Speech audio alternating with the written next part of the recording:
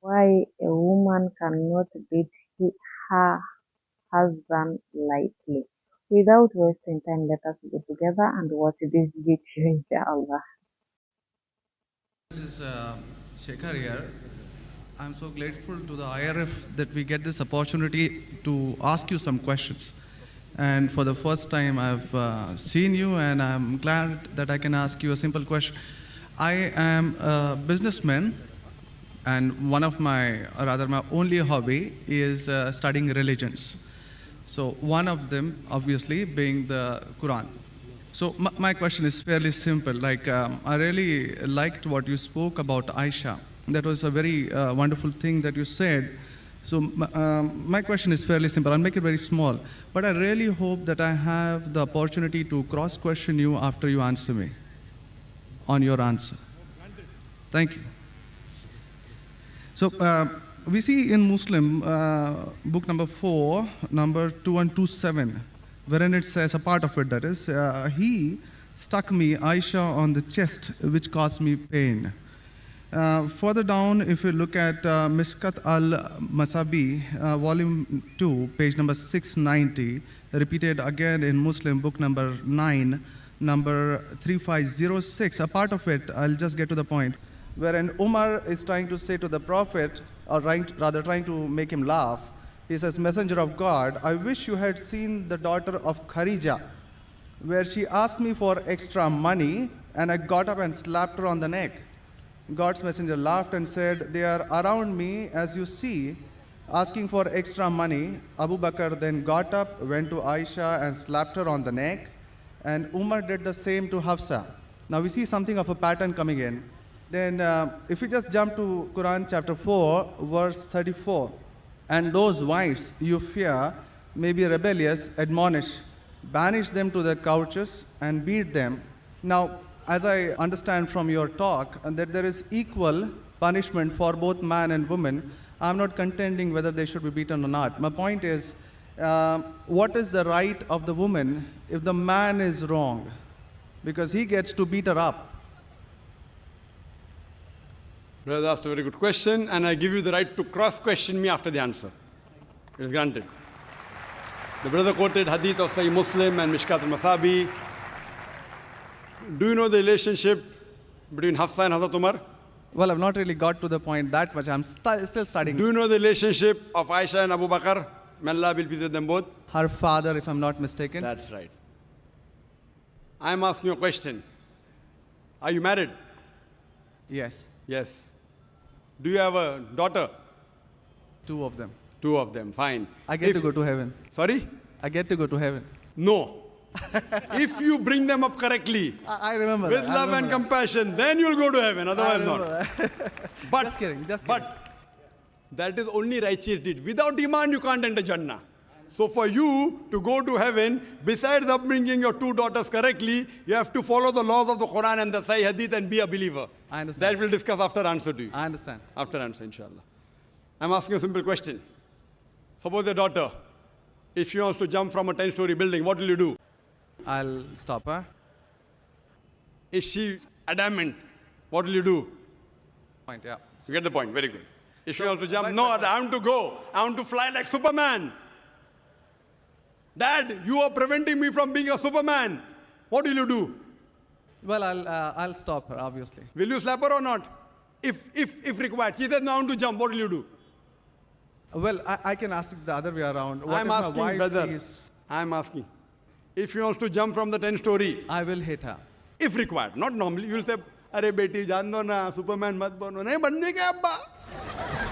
जब मारने का है. अब देखो कैसा उड़ती हूँ मैं. I want to fly. One flap. A father is cruel to be kind. Yes. Now, our beloved Prophet Muhammad said, anyone who does not love Allah and His Messenger more than his own life, he is not a Muslim. Anyone who does not love Allah and His Messenger more than his own life, he is not a Muslim. So there are many occasions what happened that sometimes they were disrespectful to the husband. Not a normal husband, Prophet Muhammad sallallahu alaihi wasallam. There were many occasions, not one occasion. There are many occasions, Hazrat Umar, may Allah be pleased with him, and Hazrat Abu Bakr, may Allah be pleased with him. When they came to know that one of the wives has caused pain to the Prophet. They were the father-in-law of the Prophet. But they loved the Prophet not only more than their daughter, they loved the Prophet more than their own life. There are many occasions. Which occasion you are referring to, I don't know. There were occasions when they came to know that my daughter has caused pain to the Prophet of Allah. How dare she does it? They being father, they have the right to slap. Not you and me. For us, they are the Ummahatul Mu'mineen. They are the mothers of the believers. But yet, they were human beings. Even the wives of the Prophet. Though they were wives of the Prophet, they are the best examples, yet they were human beings and they did make mistakes. Like the ayah recited by the Qari, Surah Nisa chapter 4, 32. They want equal rights. There was in Surah Azab chapter 33, where the wives of the Prophet tell the Prophet, why don't you give us the luxury of this world? They objected, why are we undergoing such a life of poverty? So Allah sends a revelation. If you want this world, I will grant it to you, but you will not get Jannah. The verse of the Quran says, I will free you. That means, if you want, I will let you go free. Divorce, not that you divorced. And you can get the luxury of this world, but you won't get heaven in the hereafter. And the wives of the Prophet, they repented and they asked for forgiveness and Allah forgave them. So here also it's in context. And going against the Prophet is more bad than jumping from top. Jumping from top, your daughter will kill herself, that's it. Correct? But going against the Prophet is more bad. Did you get the answer? Sir, but my question still stands. I understood your point. I haven't completed my answer. Okay, you asked the question, no problem. My question is pretty simple. I haven't completed my answer yet, brother. All right. Because I know your question was in two parts. Then you quoted the verse of the Quran, Surah Nisa, chapter 4, verse 34. Yeah. And said about wife beating. I want to complete that before you answer. Otherwise, you said Zakir answered half. I only answered one part of your question regarding hadith. The second part is of Surah Nisa, chapter 4, verse number 34. Exactly after the verse that was recited by the Qari. After verse which says, Ar-Rijalu Qawwamuna 'ala an-Nisa, that the men are the protectors of the women. The verse says that if they're disobedient, then don't talk to her. After that, don't share the bed. Then the Arabic word is daraba, means beat her lightly. The Arabic word is beat her lightly, daraba. Ibn Abbas, may Allah be pleased with him, said, when you beat your wife, you should not beat on the face. Point number one. Point number two, when you beat your wife, there should be no mark left on her body. And he gave an example, beating with a miswak. Miswak is toothbrush. In modern way, I will say beating with a handkerchief. Handkerchief. Now, if you beat your wife with a handkerchief, it is symbolic. It is not wife bashing. Wife bashing is not allowed in Islam. Wife bashing means one shot on the face. Hit so hard so that the mark remains. She'll remember you for the next 1 week or 2 weeks. In Islam, wife bashing is prohibited. It is daraba, means beat her lightly. That means first you tell her she's wrong. You admonish her. Don't share the bed with her. Ultimatum. Last warning. Beat her lightly. Now, what I said, for any crime committed, the punishment is same. Punishment is same. Beating lightly is not a punishment, it is a warning. Can you do the opposite? Can the daughter hit the father? What if your daughter slaps you? Will you like it? No. Why? Equality. Let me complete my answer. You talk about equality. If your daughter slaps you, will you like it? No. No. There may be occasion when you get lunatic, when you become very old, and if you want to jump and then she slaps you, I will agree with her, correct? Though you said, no, I'm agreeing with you. I understand. I'm helping you. You understand, but you don't understand me. No, I do. I'm helping you. Okay. If you grow up and you become a lunatic, you become senile, you want to jump from the 10th story, your daughter says, Abba, mat karo, don't do, father. She may have to slap you. She's doing in good faith. Accept it. Right? Now here, where a husband is giving a warning to the wife, if the wife does the same, what will the retaliation be? Imagine, suppose there's a massive person, bodybuilder comes and acts macho with you. If a small man comes, maybe you'll hit him. A macho person, Arnold Schwarzenegger, comes and tells you something. Will you hit him? Will you hit him? No. Though you may have a lot of guts, but Arnold Schwarzenegger, no. Why? Similarly, since Allah says in the previous verse, man has been given more strength than the woman. So a physical warning, a symbolic warning, a man can give to a woman can't give to a man. A woman can't. There are other things. There are other things she can do. Such as? Such as, for example, if she has to cook food in the house, it's the duty of the husband to get market. She can refuse to cook. If you don't get market, I will not cook. She can object. Very well. She can object saying, I will not cook. It's an objection on her part. If, for example, he is not offering salah is important, she can object nicely, with love and affection. My dear husband, please offer salah. Then she may get a little bit angry also, no problem. Getting angry with husband is not allowed, unless it's for the sake of Allah and His Rasul. But not physical. She can't get physical. If she gets physical, there will be retaliation. It will never work. Imagine your wife slapping you. Will you leave her? Fine, you may say, Jando. So, what do you realize? This is a symbolic beating. What the Western media has done, they portray as though it is wife bashing. Where is wife bashing? You know the hadith also. So, because of that, Islam is the best way of life. It shows you how to lead life with your wives also. Hope that answers the question. If you have any counter question, you're most welcome, brother. Yes, actually 2 points on that. Primarily, the first thing that you said is a daraba, which means basically tapping. And as I understand from the Hands Word Dictionary, it comes from the word idrib. And now, if you look at it, the Arabic word is used in 2 ways. One, to strike up a poem, the word idrib, from which the word darwa is taken out. The first is to strike up a poem, and the second, which is used 12 times in the Quran, is a physical action of striking. Is it strike off? Strike up a poem, or Strike second, up a poem. strike up a poem, metaphorically.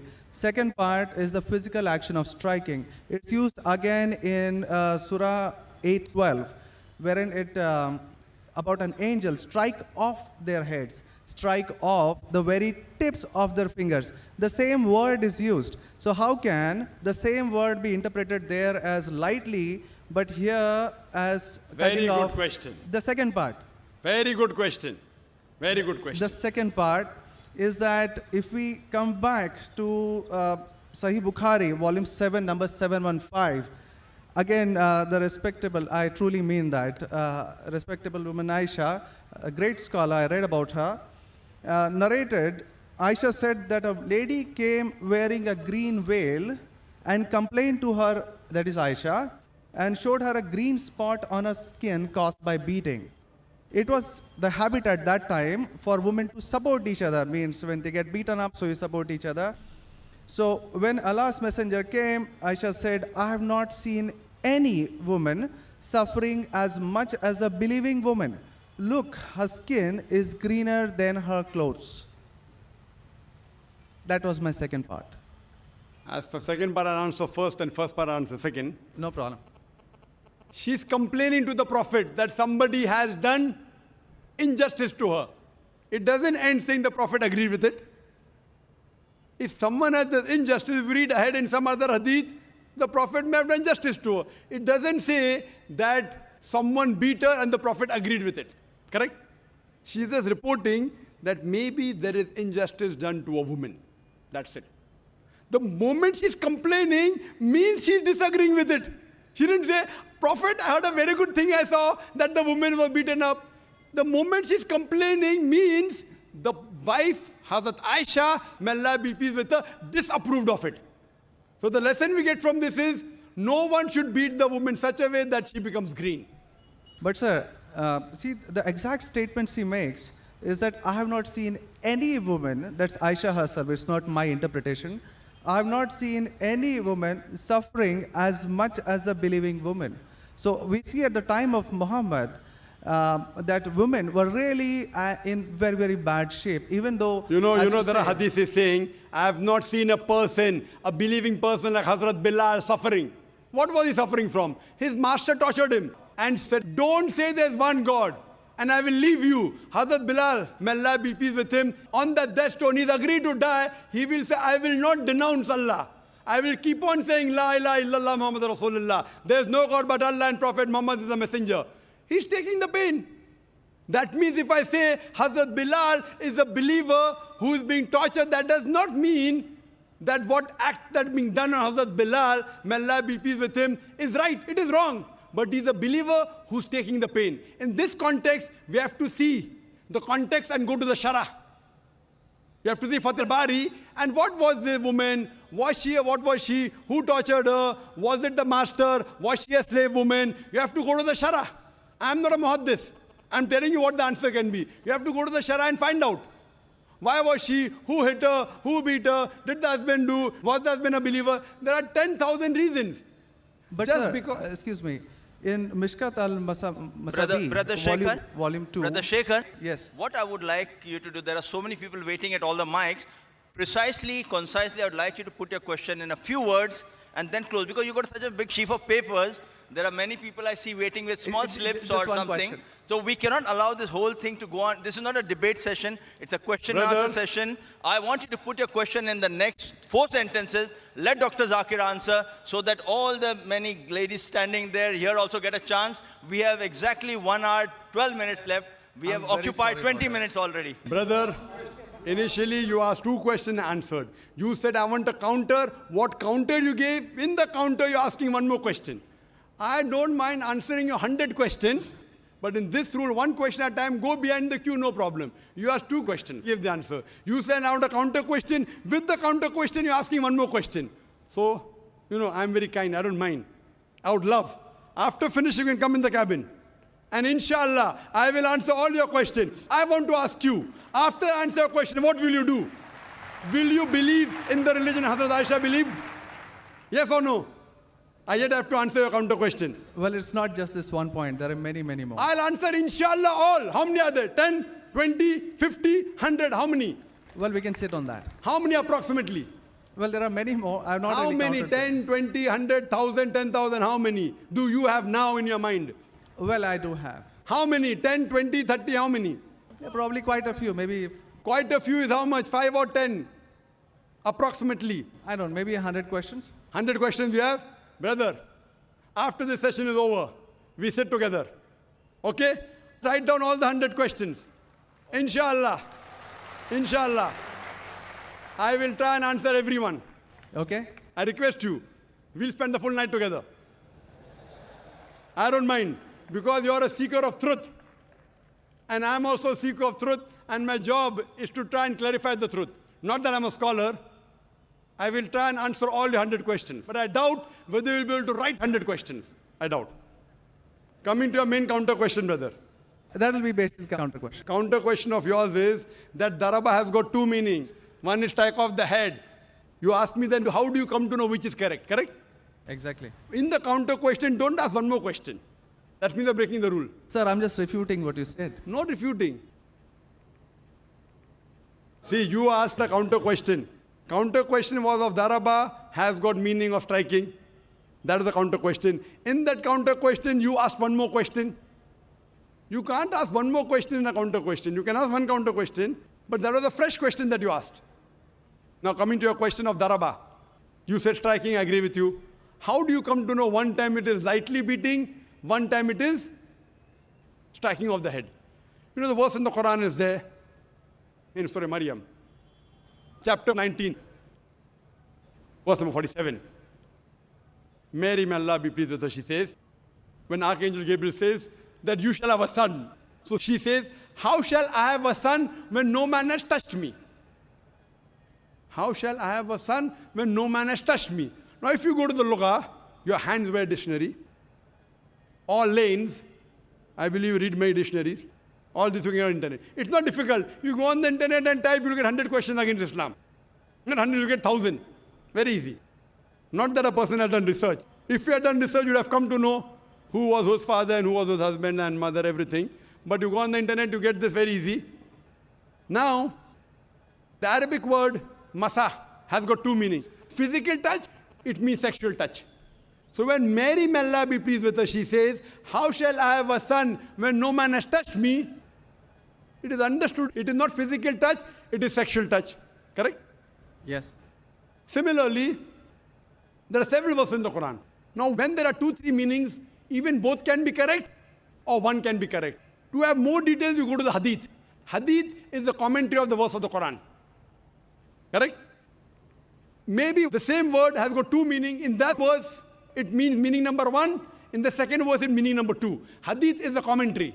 So when we go to the Hadith of this Surah Nisa, chapter 4, verse 34, talking about Daraba, there the Prophet said, do not beat on the face. Do not leave a mark. Beat like a toothbrush. I gave the answer, but you were so much concentrating on the notes you have that you forgot my answer. If you have heard my answer, that if there are two, three meanings, all meanings may not be right. Maybe one is right, maybe two are right, maybe all three are right. Therefore, you have to go back to the Prophet. The Quran says, Atiullah, Atiur Rasul. Obey Allah and obey the Messenger. So when there are two, three meanings, you have to go to the Hadith and find out what did the Prophet mean by that word. So there when it says strikes off that, it means strikes off. Here it means strike lightly. So therefore, if you know the supplement to the commentary of the Quran, it's the Hadith. Without the authentic Hadith, you cannot understand Islam. So a prophet said, it means beat lightly, like beating with a toothbrush, don't beat on the face, don't leave a mark on the body. So these are the guidance given by Rasul.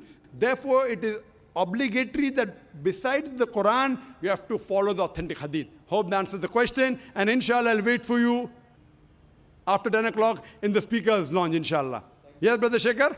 Thank you. And I'll be since there. you have two daughters, you said you have two daughters and you want, sorry? And one son. The son, there's no hadith saying the son will take you to Jannah here. Yeah. If he becomes the pious son, and if he prays for you, inshallah, even he will be a pathway to Jannah. What I want to see to it that besides good deeds, you even have faith. Faith is one of the important criteria to go to Jannah. And since you have an urge to go to Jannah, to paradise, inshallah, I pray to Allah subhanahu wa ta'ala, may He make me the zarya, the pathway to take you to Jannah, inshallah.